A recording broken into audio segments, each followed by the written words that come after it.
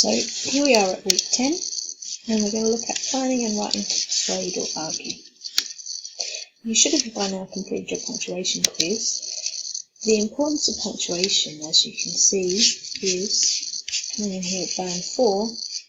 You need to show generally secure sentence demarcation with increasing accuracy and use of comma and punctuation to clarify meaning. So your punctuation here has to be quite secure to get you to that baseline of a C.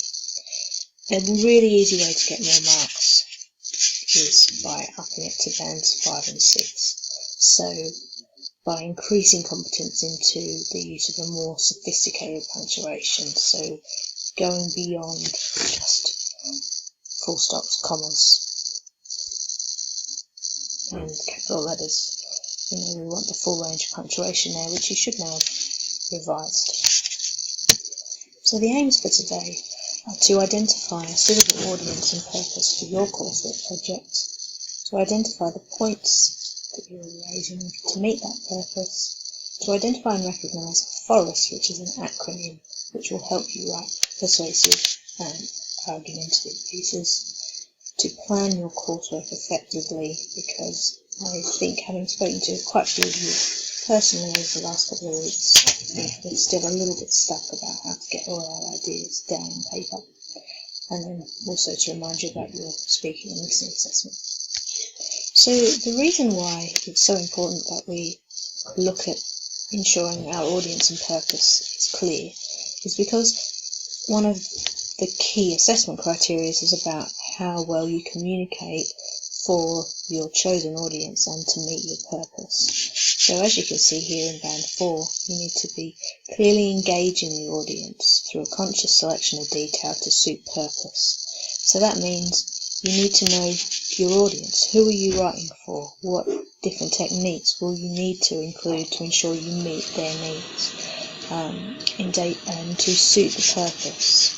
So are you including enough detail to get your point across and to reach your final aim? And that you're choosing appropriate vocabulary for that. You also need to think about using discourse markers to help the reader. So we've talked about this first point here already, that the discourse markers are about how you link your words and sentences at the beginning and end of the paragraph, particularly so that your audience knows where you're going with your piece of writing. So in a minute you're going to complete your own coursework content questionnaire, and one of those questions you'll have to answer is about the audience. So you need to decide where your article is going to be published. You need to decide which newspaper or magazine or website it will be, or what type of newspaper, magazine or website it's going to be published on, and then the age range of that audience. What are their interests? Why are they reading your article? Why might they have picked up or bought that magazine or newspaper? And then think about how this might affect tone and your language choices. So obviously if you're writing for young people, your tone's going to be completely different for if you're writing for maybe people in their 80s, for example. Your questionnaire will also ask you to identify the purpose. So think really long and hard about what the point you're trying to make is. What do you want to prove in your article? What do you want your audience to feel or even do, having read your article? Do you want them to agree with you? Do you want them to think harder about a topic? Do you want them to change their mind? Do you want them to go away and write a letter of protest? It's really, really important that you know where your article is heading and what you want to prove to your audience. Now that you've identified your audience and your purpose, you need to think about how you're going to use language to meet your purpose and the needs of your audience. AFOREST can help you. That's an acronym that we use for writing persuasively and to create an argument. So this is AFOREST. It's an acronym that you should use when writing to persuade or argue. And it's just a list of key language devices that you should think about including to ensure that your writing is meeting your purpose. So A is for anecdote. An anecdote is a small personal story, and it's generally used in persuasive writing to give a human face so that the audience can relate to what you're writing about. and fact is fairly self-explanatory. Opinion, you should include an expert and your own opinion. So someone in your research that knows a lot about the topic you've researched, use them, quote them, and make sure you include their name and their title, and that will help you convince your audience that you know what you're talking about. Rhetorical question you should know, as you should a motive language. Statistics, a bit like fact, show your research, show that you've got percentages and figures to back up what you're saying. And then a triple is just a rule of 3. So the idea that 3 things sound more persuasive and more kind to the ear than 2 things, like calling someone tall, dark and handsome. It's 3 adjectives in a row that just sound better. So now that you've chosen your main point that you want to prove, so you've got your purpose sorted out, you need to think about the smaller points you need to raise to help you reach your main point.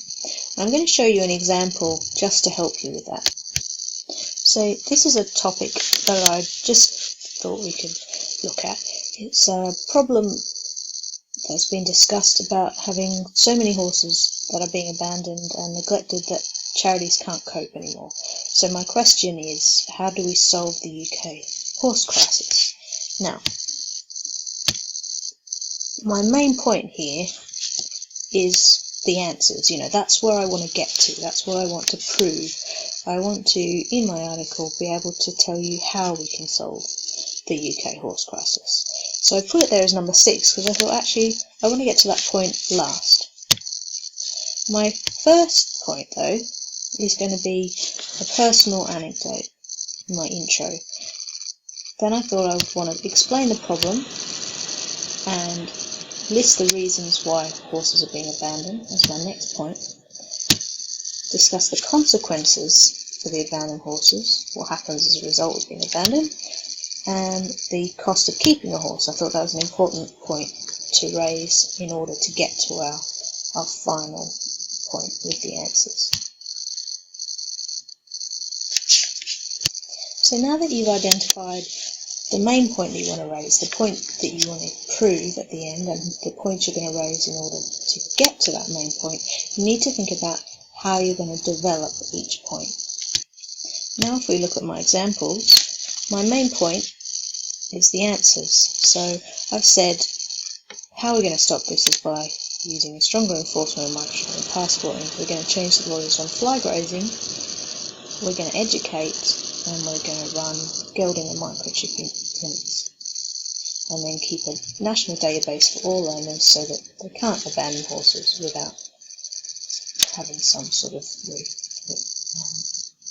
comeuppance, I suppose. So, going back to the beginning though, is my personal anecdote, and I've chosen to use a story from the British Riding College magazine about Faith, Hope and Charity, which were horses that were abandoned and rescued. So it's personal stories and 3 horses, and hope that we'll engage the audience using lots and lots of emotive language. So the next thing I need to do is explain the problem. So rescue centres can't cope. There was a report called On the Verge, not One the Verge, it's a typo, and it was completed by the Blue Cross Red Wings and Irish PCA, and it highlighted that there was not enough space in rescue centres.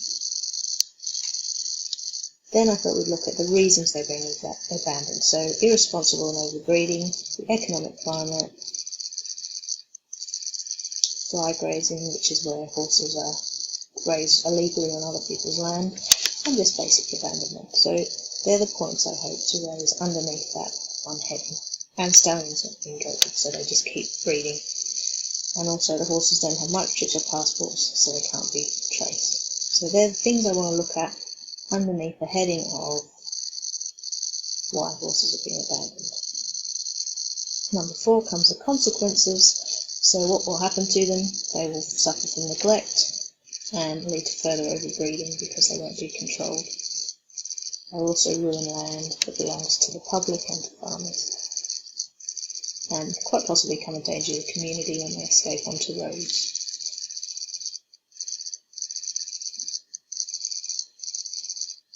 And then, before I get to my main point, I thought I'd point out the costs of keeping a horse. So I've sort of broken it down into some of the main or most important things that they need to stay healthy, just to highlight why they're so expensive and why we possibly need to take this issue a bit more seriously.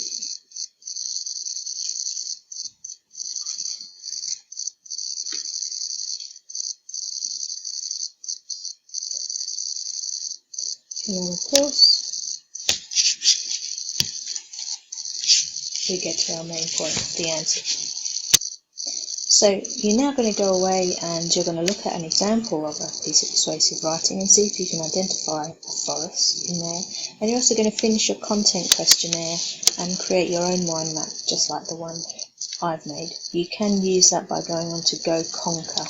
If you just search Go Conquer, which is spelled G-O-C-O-N-Q-R.